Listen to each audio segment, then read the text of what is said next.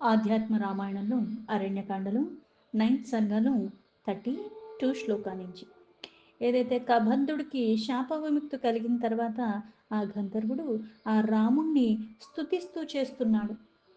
బుద్ధ్యాత్మా భాసయోరైక్యం జీవ ఇత్యాభిధీయతే బుద్ధ్యాది సాక్షి బ్రహ్మైవ తస్మిన్ నిర్విషయే అఖిలం.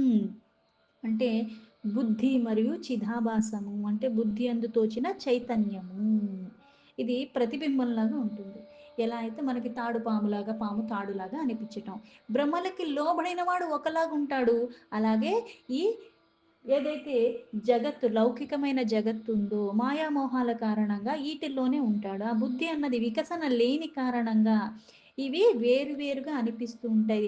దీనికి దానికి భేదం ఎవరికి తెలుస్తుంది? జ్ఞానంలో ఉన్న స్థితిలో ఉన్న వాళ్ళకి తెలుస్తుంది. అజ్ఞానానికి లోబడిన వాడికి ఈ స్థితి తెలీదు.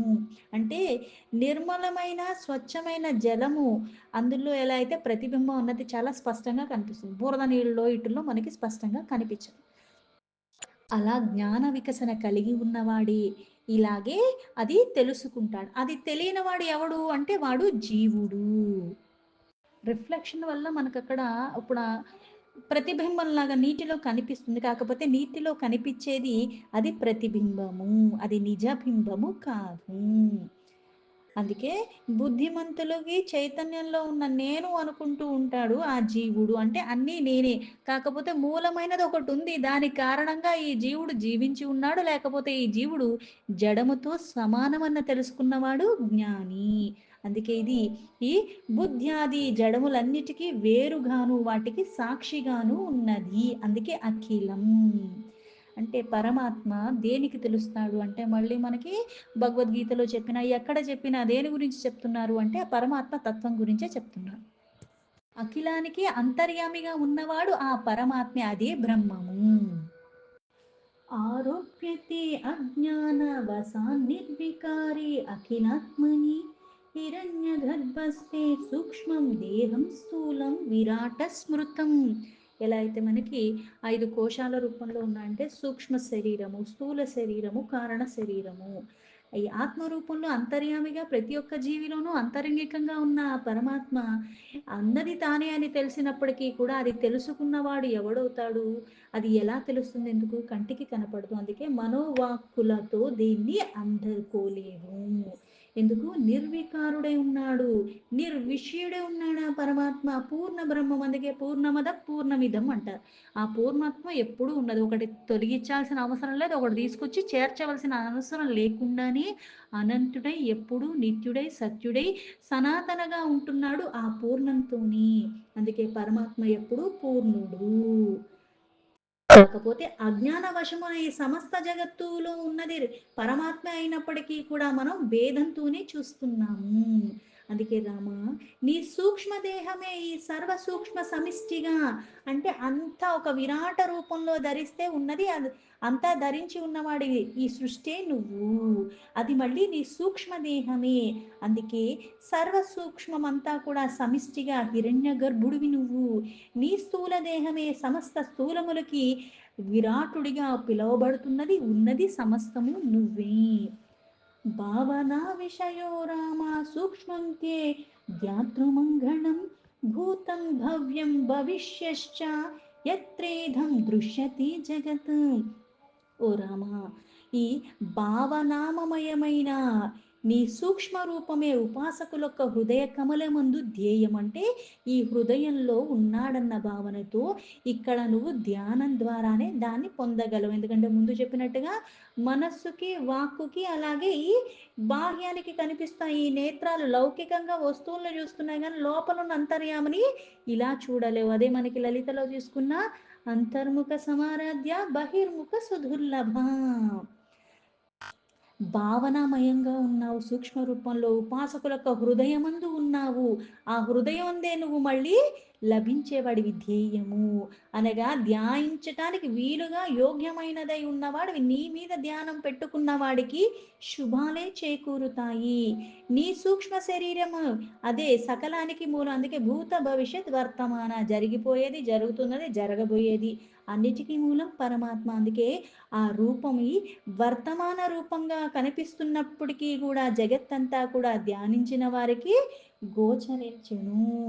ధ్యానం దాని మీద నిలిపిన వాడికి కనిపిస్తుంది. తత్తరపాటుతో ఉన్నవాడికి, చంచలత్వానికి లోబడి ఉన్నవాడికి పక్కనే ఉన్నా, లోపలే ఉన్నా అది తెలియదు. గమనించుకోలేని స్థితిలో ఉన్న కారణంగా. స్థూలే అండకోశే దేహే తే महदादिभिरावृते सप्तभिरुत्तरगुणैर् विराज्यो धारणाश्रयः. ఒకదానికంటే మరొకటి క్రమక్రమంగా గుణ పరిపూర్తితో గొప్పగా, ఒకటి కంటే ఒకటి ఇంకో గొప్పగా అనిపిస్తున్నట్టు, బాగా ఒకటి కంటే ఒకటి ఇంకా 10 రెట్లు ఎక్కువగా ఉన్నట్టుగా నిండిపోయి ఉన్న ఆవరణాల రూపంలో, 7 ఆవరణాల రూపంలో సముదాయంగా ఉన్నావు. ఈ ఆవరణ ఉన్నది నువ్వే, ఆ ఆవరణలో ఉన్నది నువ్వు, మొత్తం నువ్వే. అందుకే ఇక్కడ మహాతత్వాదుల్లో 7 ఈ తత్వాలు ఆవరణాలుగా ఉన్న సముదాయం మొత్తం కూడా ఏర్పడిన ఈ స్థూల బ్రహ్మాండ శరీరాన్ని ధరించి ఉన్నవాడివి నువ్వు, ఆశ్రయ రూపంగా ఉన్నవాడివి, అదే నీ విరాట శరీరము. త్వమేవ సర్వ కైవల్యం లోకాస్తే వయవాహ స్మృతాః పాతాళంతే పాదమూలం వర్ణిస్తవా మహాతలం. రమ, నీవే మోక్ష స్వరూపుడివి. 14 లోకాలు ఏవైతే ఉన్నాయి బ్రహ్మలోకాలు అంటారు. ఏవైతే మనకి పై లోకాలు వచ్చేసరికి భూర్లోక, భువర్లోక, సువర్లోక, మహర్జన, తపో, సత్య. కింద లోకాలు వచ్చేసరికి పాతాల, సతాల, మహా అతల, అలాగే వితల, ఈ అతల, ఇవన్నీ కూడా, ఇవన్నీ మొత్తం కలుపుకుని 14. అందుకే ఈ 14 లోకాలలో నీ అవయవాల రూపంలో ఉన్నాయి. పాతాళముని పాదమూలము. పాతాళం ఎక్కడుంది అంటే పరమాత్మ యొక్క పాదాల కింద ఉన్నది పాతాళ. ఏవైతే 14 లోకాలు ఉన్నాయి, సత్యలోకం ఎక్కడుందంటే ఈ నెత్తి పైన. అలాగే తపోలోకం ఎక్కడుంది అంటే ఏంటి, ఒక్కొక్క దానికి ఒక విరాట రూపంలో ఇవన్నీ వాటి స్థలాల్లాగా చెప్పారు. పాతాళముని పాదాల రూపంలో పాదాల కింద ఉన్నది. అలాగే మహాతలాన్ని మడమలు, రసాతలము, ఇవన్నీ కూడా అంటే దానిపైన ఉన్నది. సుతల, వితల ఇవన్నీ కూడా ఈ మోకాళ్ళ దగ్గర నుంచి రసాతల, దానిపైన సుతలం. రసాతలంతే గుల్ఫోతు తలతలమితిర్యతే జానుని సుతలం రామ ఊరూతే వితలం తదా అతలం చామహీ రామ జగనం నాభిగం నభః ఉరస్థలంతే జ్యోతిషి గ్రీవాతే మహ ఉచ్యతే. మహాతలం మడమలైతే రసాతలం అన్నది మళ్ళీ ఈ మోకాళ్ళు. అలాగే తలాతలము ఆ 2 చీలి మండలాలు. సుతలం అన్నది మళ్ళీ ఈ వితలము అన్నది అంటే మళ్ళీ దానిపైన ఉన్న భాగము. దాని తర్వాత అక్కడ తొడలు ఏవైతే 2 ఉన్నాయి, 2 కాళ్ళు ఉన్నాయి కాబట్టి మళ్ళీ ముందు భాగం ఒకటి, వెనక భాగం ఒకటి.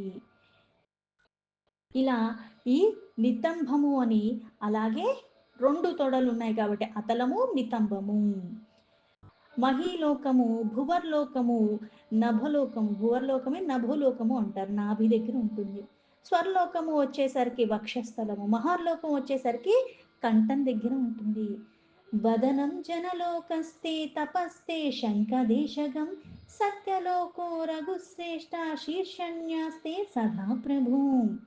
జనలోకం వచ్చేసరికి ముఖం, తపోలోకం వచ్చేసరికి ఈ నాసిక రంధ్రాలు, అలాగే సత్యలోకం వచ్చేసరికి మస్తకము. మస్తకం అంటే ఇది మన శిరస్సు. ఇంద్రాధయో లోకపాల బహవస్తే ద్విసహస్రుతి అశ్వినో నాసికే రామ వక్త్రంతే అగ్నిరుదాహృత.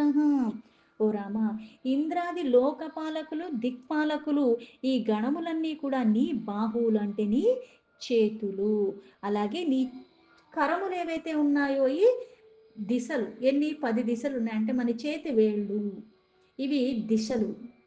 అశ్విని దేవతలు నాసిక రంధ్రాలు, అగ్ని నీ ముఖము. చక్షుషే సవితా రామ మనశ్చంద్ర ఉదాహృత భ్రూభంగ ఏవ కాలస్తే బుద్ధిస్తే వాక్పతిర్భవేత్. ఓ రామ, సూర్యుడు నీ నేత్రములు, చంద్రుడు నీ మనస్సు, కాలము ఈ 2 కనుబొమ్మల మధ్యలో ఉన్నది ఆ భ్రూభంగిమ అంటారు. బృహస్పతి బుద్ధి. రుద్రో అహంకార రూపస్తే వాచశ్చందాసి తే అవ్యయ యమస్తే ద్రష్టదేశస్థో నక్షత్రాని ద్విజాలయః. నిర్వికారమైనప్పటికీ కూడా రుద్రుడు నీ అహంకారము, వేదములే నీ వాక్కులు, యముడు నీ కొరలు, నక్షత్ర గణములు నీ యొక్క దంతాల యొక్క పళ్ళొక్క పంక్తి పైది కిందది. హసో మోహకరీ మాయా సృష్టస్తే అపాంగముక్షణం ధర్మ పురస్తే అధర్మశ్చ పృష్ఠభాగా ఉదీరిత. అలాగే అందరూ మోహింపచేస్తున్న ఆ మాయ అన్నది నీ యొక్క నవ్వు, సృష్టి నీ కటాక్షము, ధర్మము నీ ముందు భాగము, అధర్మము నీ వెనక భాగము. నిమిషోన్మేషనే రాత్రిర్దివా చైవ రఘుత్తమ సముద్రాః సప్తతే కుక్షిర్నాఢ్యో నద్యస్తవ ప్రభు. అలాగే ఓ రఘుత్తమ, నీ కన్నులు మూయుట తెరువుట అంటే ఇక్కడ కన్నులు మూస్తున్నావు తెరుస్తున్నావు అంటే తెరిచి ఉన్నప్పుడు పగలైతే మూసి ఉన్నప్పుడు రాత్రిలాగా. ఈ సమస్త సముద్రాలు అయితే సప్త సముద్రాలు అవి నీ కుక్షి, నదులు నీ నాడులు. రోమాని వృక్షోషధయో రీతో పృష్టస్తవ ప్రభు మహిమా జ్ఞానశక్తిస్తే ఏవం స్థూలం వపుస్తవ. ప్రభు, ఇలా వృక్షాలు ఔషధములు నీ రోమాల శరీరం మీద ఉన్న రోమాలు, వర్షమే నీ వీర్యము, జ్ఞానశక్తి నీ మహాతత్వము, ఇది యొక్క నీ స్థూల అంటే సమస్తము ఆ విరాట రూపంలో ఉన్నది. మళ్ళీ ఇది ఎక్కువ అది ఎక్కువ, నా కుడి కన్నా ఎక్కువ ఎడం కన్నా ఎక్కువ అన్నట్టుగా ఆలోచనలు రాకూడదు. అంటే సమస్తము పరమాత్మ, ఒకటి ఎక్కువ కాదు ఒకటి తక్కువ కాదు, ప్రతిదీ పరమాత్మ నుంచే వచ్చాయి, పరమాత్మ కారణంగానే అవి ఉంటున్నాయి అన్నదే అర్థం చేసుకోవాలి. యదస్మిన్ స్థూల రూపేతే మనః సంధార్యతే నరేహ ఆనాయాసేన ముక్తి స్యాదతో అన్యన్నహి కించన. ఎవరైతే నీ ఈ స్థూల రూపాన్ని మనస్సులో స్థిరంగా ఉంచుకోగలుగుతున్నాడో అతడు చాలా తేలికగా ముక్తిని పొందగలడు. ఆ తర్వాత ఆత్మకు పొందదగినవి ఏవి లేవు అంటే ఇక్కడ నిజంగా నీకు ముక్తి లభించిందంటే పరమపదం లభించింది, పరమపదం లభించింది అంటే పరమాత్మలో ఐక్యం అవ్వటము. అందుకు దానికి మించింది ఇంకొకటి పొందదగింది ఇంకొకటి వేరైనది ఏదీ లేదు. అందుకే ఇంతకన్నా సులువైన మార్గం కూడా ఏదీ లేదంటే ఈ విరాట రూపంలో సమస్తము ఉన్నాయన్న భావనతో ఆ రూపాన్ని నీ మనస్సులో పెట్టుకోగలిగితే, అందుకే ఇంతకన్నా సులువుగా ఇంతకన్నా ఉత్తమమైన మోక్ష ఉపాయము వేరొకటి లేదు రామా. అతోహం రామ రూపం తే స్థూలమేవానుభావయే యస్మిన్ ధ్యాతే ప్రేమరసః సరోమ పులకో భవేత్. కావున రామ, నేను ఎప్పుడూ నీ యొక్క స్థూల రూపాన్ని సర్వదా చింతిస్తుంటున్నాను. అలాంటి ధ్యానం వల్ల శరీరం పులకరించిపోతుంది, హృదయం ఇంకా ప్రేమరసంతో ఉద్భవిస్తున్నట్టుగా పొంగిపోతున్నట్టుగా ఉన్నది.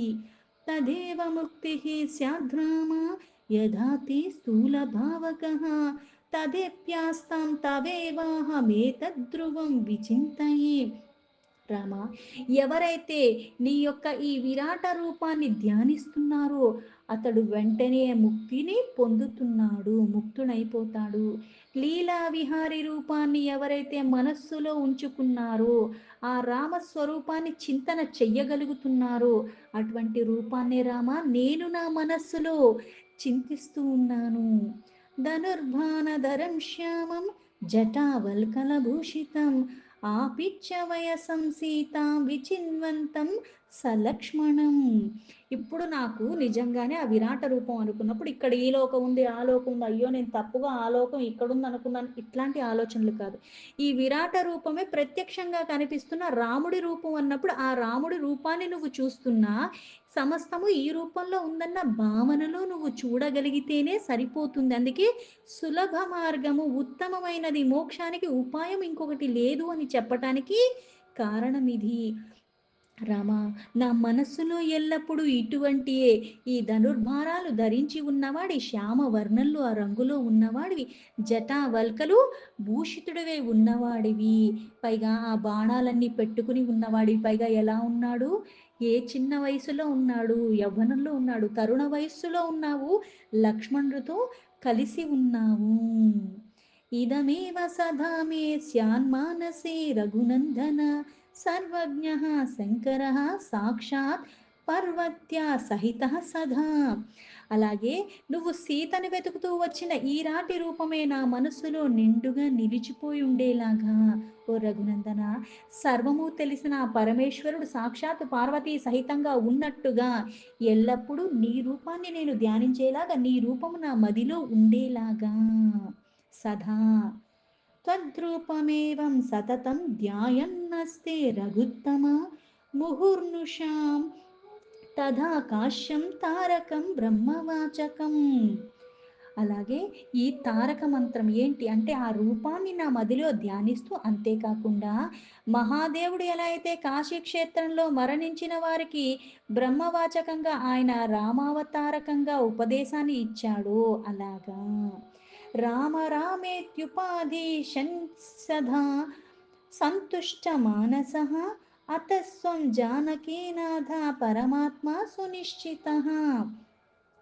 అలాగే ఇక్కడ ఈ రామతారకాన్ని ఉపదేశిస్తూ సంతుష్ట మనస్కుడై ఉందునుగాక. ఓ జానకీనాథ, నీవు నిశ్చయంగా పరమాత్ముడివి, అందులో ఎటువంటి సంశయాలు లేవు. సర్వే తే మాయయా మూఢాస్త్వం నా జానంతి తత్వతః నమస్తే రామభద్రాయ వీదసే పరమాత్మనే. నీ మాయచే మోహతులైన జనులందరూ కూడా నీ వాస్తవ స్వరూపాన్ని తెలుసుకోలేకపోతున్నారు. ఓ రామభద్ర, జగత్ సృష్టికి కారకుడివి నువ్వు, ఓ పరమాత్మ, నీకే నేను నమస్కరిస్తున్నాను. అయోధ్యాధిపతే తుభ్యం నమః సౌమిత్రి సేవిత త్రాహి త్రాహి జగన్నాథ మాం మాయా నావృణోతు తే. ఓ సౌమిత్రి, ఇలా సేవించుకుంటున్న అయోధ్యాధిపతి అటువంటి నీకు నేను నమస్కరిస్తున్నాను. ఓ జగన్నాథ, అంటే జగత్తుకే నాథుడివి, నన్ను నువ్వు రక్షించు. నీ మాయ నన్ను ఆవరింపకుండా ఉండేలాగా మళ్ళీ నువ్వే నీ కృపను నా మీద కురిపించు అని. శ్రీరామ ఉవాచ తుష్టోహం దేవగంధర్వా భక్త్యా స్తుత్యా చ తే అనఘ యాహి మే పరమం స్థానం యోగి గమ్యం సనాతనం. శ్రీరాముడు కదంబుడు చేసిన ఆ స్థుతికి ఇలా, ఓ దేవగంధర్వ, నీ భక్తి చేత, నీ స్థుతి చేత నేను తృప్తి పడ్డాను.